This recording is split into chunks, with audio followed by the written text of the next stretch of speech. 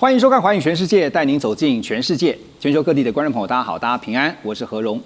两岸大事国际焦点，深度剖析，打开视野。透过 YouTube 收看朋友，请您帮我们按赞、订阅、加分享，动动手开启小铃铛。也欢迎您告诉我们在哪个城市打卡收看。欢迎大家多多的表达您的观点与意见。当然，别忘了帮我们热推一下。好，今天的3位来宾包括了前大使、资深外交官邱文吉大使。何荣好，各位朋友大家好。另外，美国共和党前亚太区主席方安格 Ross， 大家好。还有军事战略专家邱时新老师。何荣好，大家好。好，这个礼拜啊，我们看到这个美伊的局势啊，真是扑朔迷离啊，好像戏剧化这样的发展。那么，因为呢，传出了美军有一架阿帕奇攻击直升机被伊朗击落的事件之后呢，就看到川普呢大为光火啊，他说，放狠话，扬言要对伊朗实施报复性打击。但是眼看原本这个美伊的停火啊，还有谈判啊，都要受到冲击，又看到川普插口了。那这已经是他不知道第几次插口，而且呢，谈说美伊谈判已经快要达成协议了，已经讲了，大家帮他算了一下，38还是39次了。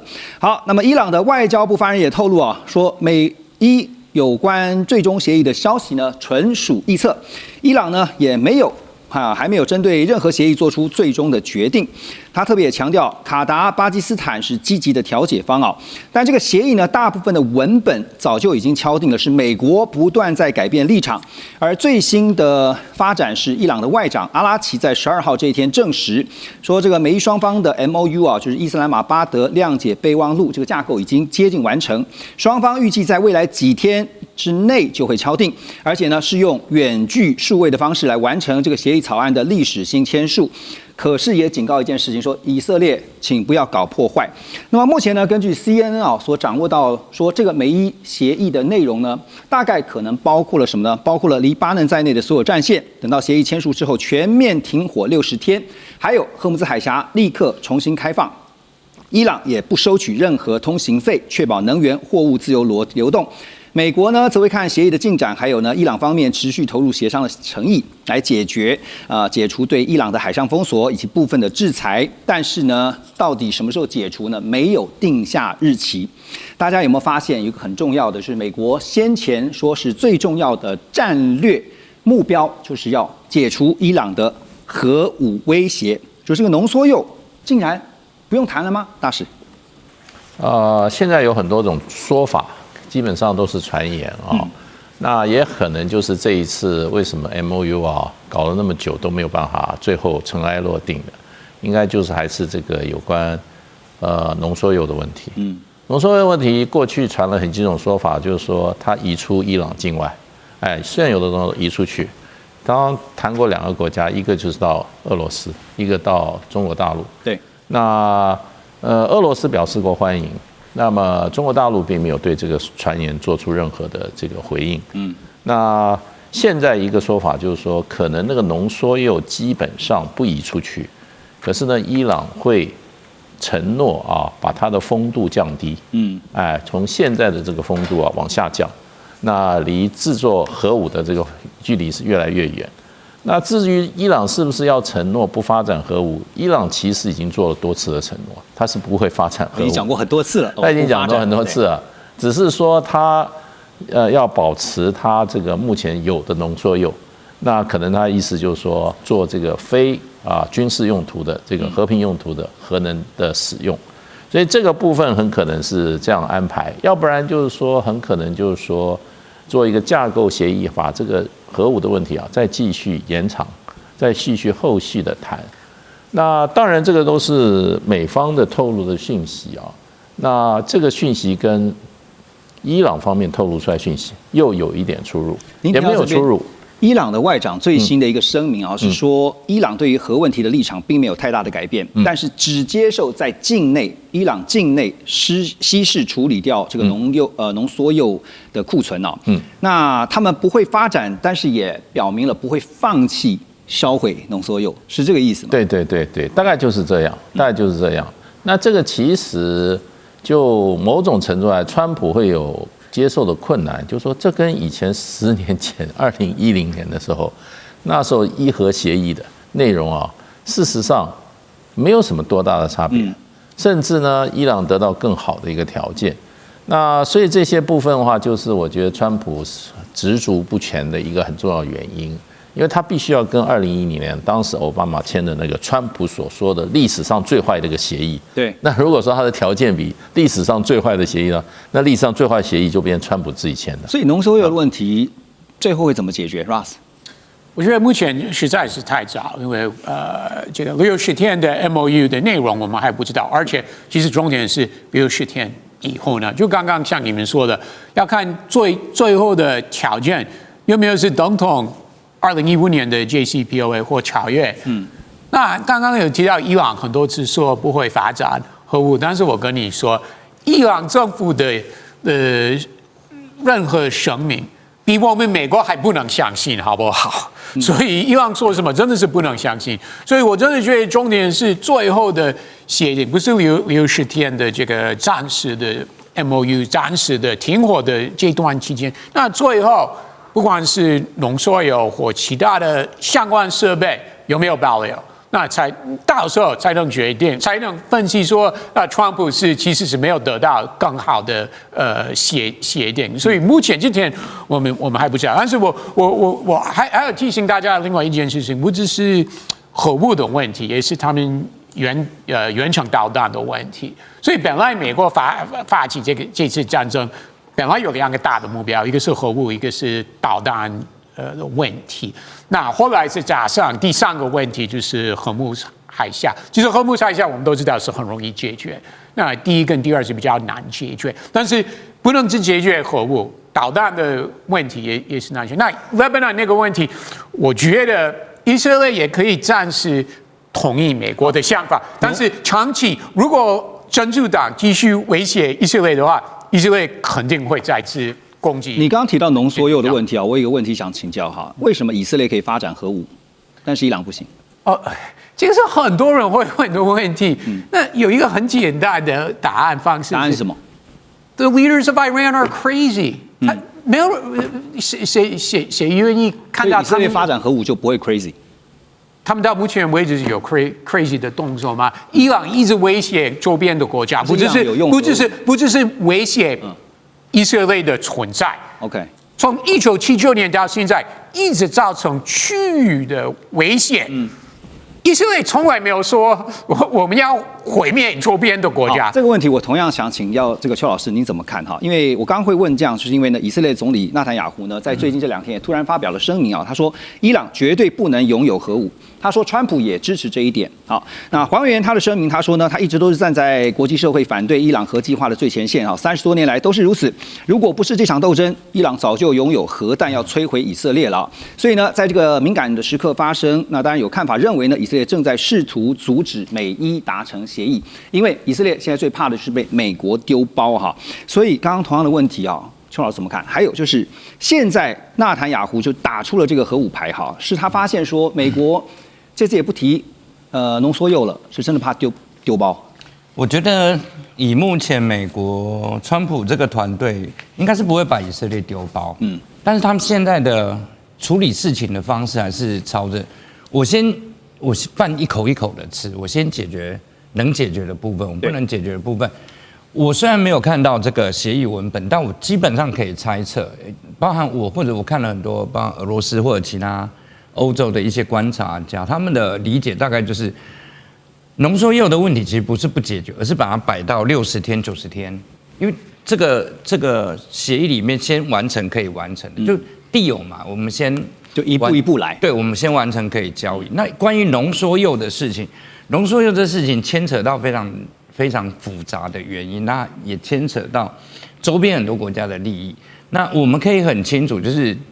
在中国跟俄罗斯不明确表态的情况底下，其实伊朗没有坚持的力量。对，就是在浓缩铀这个问题上面，伊朗自己单独是没有坚持下去的力量。所以我们可以看到，阿拉格齐今天的发言，阿拉格齐讲就是大略的情况，就回到 JCPOA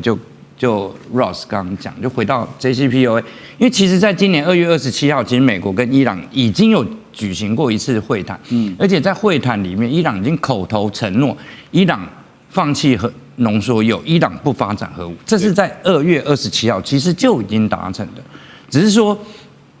现在美国跟伊朗彼此之间没有信任的程度，伊朗讲什么美国不会相信，美国讲什么伊朗不会相信，所以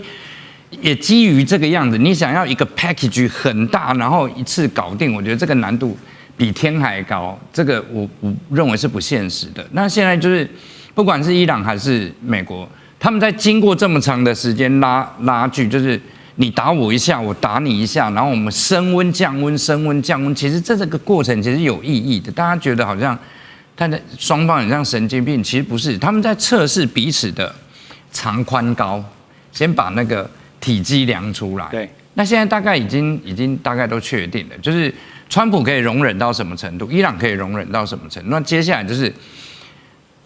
非常重要，就是文本的部分。文本的部分，为什么伊朗外交部的发言人说其实没有最终协议？其实文本都摊在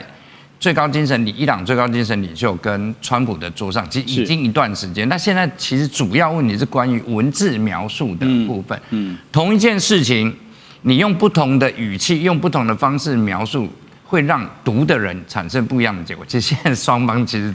但是最近可以看得出来，川普真的是越来越失去他的耐性啊，所以你看到他一改再改，然后又他口哈说要打，然后又他口起来。那刚刚也提到说，为了要结束这个伊朗战争，因为对川普来说，其实他自己本身也有压力。虽然他最近也说他真是爱死通膨哈，但是呢，他这礼拜呢，大家看到有一种新的策略，就是刚刚邱老师讲的，一边轰炸，那一边呢说又要谈和平。那 Politico 呢，他就指出说，川普似乎很快就放弃了这种飞弹外交哈。也听到了美国财长 Bessent 说呢，伊朗对于波湾盟友最近所造成的损害呢，就要用伊朗的资金来抵偿，而且警告说，伊朗的攻击行动呢将会带来严重的经济后果哈。好，那对伊朗打停停，现在又开出新的支票，跟伊朗说要拿维修费，但是伊朗听到了，恐怕就是不会接受哈。为什么要点头呢？这对伊朗来说，其实制裁会不会是美伊协议现在一个当中的当务之急 ？Russ。问题是，如果伊朗，我先不讲其他方面，比如说核武方面，那制裁方面或海外资产冻结，这个问题啊，如果伊朗真的要拿到钱的话，不光是海外资产被冻结，或者日后的卖出去的石油的收入，如果他们真的要拿到现金的话，那不得不让步，200多亿美金哎，部分还是要让步了，不管金额是多少。但是大量还是要让步。我一直认为，伊朗攻打周边的国家，尤其是军事基地以外的设施，真是很愚蠢的决定，迟早要买单了。那现在周边的国家，虽然他们希望美国跟伊朗是可以达成和平的协定，但是周边的国家这方面不会原谅伊朗，会记得这件事情。所以至少，虽然他们自己很有钱，所以你觉得伊朗会让步？在赔偿这部分，赔偿这方面一定要让步，不得不让步，要不然周边国家或美方不会答应，就是这些不管是制裁或海外资产给你，伊朗真的在这方面还是要打折了，真的要打折。有一个观察点哈，邱老师我请教你哈，因为下礼拜 G7 有峰会啊，他们也会讨论，那当然最重要的是俄乌问题，可是中东问题一定也会谈哈。欧洲这方面的态度，您觉得？就包括像现在这个美国跟以色列，然后呢，现在伊朗也警告了以色列，你千万不要搞破坏。对，法国总统马克龙已经讲了嘛，在这一次的 G7 里面邀请3个中东国家一起参加。那这次 G7 应该只有7国嘛，那这一次 G7 可能有11国，就3个中东国家外带乌克兰。对，那这大概就是我们。下个礼拜可以看到 G7 峰会会参加的这些国家，那里面谈的，就像何荣刚讲，其实分成2个区块，一个是关于俄乌战争未来，以及刚好这段时间俄乌战场的战线以及普丁对谈判的部分，有改变原本的，有松动一些原本的态度，那这个都是在 G7 里面大家必须要先统一战线，要不然就被普丁各个击破。那这个就是 G7 一块要谈的。那另外一个就是有关于在这次 G7 里面已经确定会谈中东的问题，但我实在不懂你在 G7 里面谈中东的问题能够有什么样的效果，而且你谈出来的东西，讲白了，川普如果不高兴，你还不如不谈。那我觉得 G7 最主要因为欧洲的能源的部分实在依赖现在的中东太密切，那事实上在这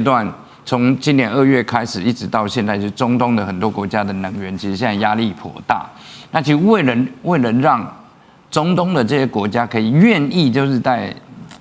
将来局势稳定以后可以满足欧洲的能源需求，它也必须要在这个时间点对中东这些海湾国家有一定的态度的表态。欧洲最在意的还是荷姆斯海峡赶快开放的问题。对他们来说，因为实在是不行了。就我们看最近的一些欧洲的经济情况的报道，尤其是非常仰赖石油作为原料的这些包含化学工业或者是一些特殊的着重在化学这个领域的工业，那个衰退都是30%起跳，那个非常夸张的数字。所以欧洲还能不能经得起这个折腾，这是一个很重要的点。这也是为什么 G7 这是一定得要谈。那先不管说最后能不能有什么效果啦，那以欧洲目前情形就是，反正我们有开会，问题就解决90%了，不管会议的结果怎么样。那如果没有开会，问题就很大。对，所以还要考虑到这个美国的想法。不过最近这个美国川普就是总统他的一句话哈，听来蛮讽刺的，因为他说他80岁的生日愿望是世界和平，讲完话之后就打伊朗了，就发动攻击了，真是实在讽刺。等一下回来呢，要来带您关注的就是 SpaceX 在伊朗的眼中有可能变成军事目标。马上回来。中美互动牵动全球，美中竞争，地缘争霸，外交、军事、科技、经济，多元观点，权威分析，一同掌握2026全球新秩序、新赛局。每周6日，寰宇全世界带您走进全世界。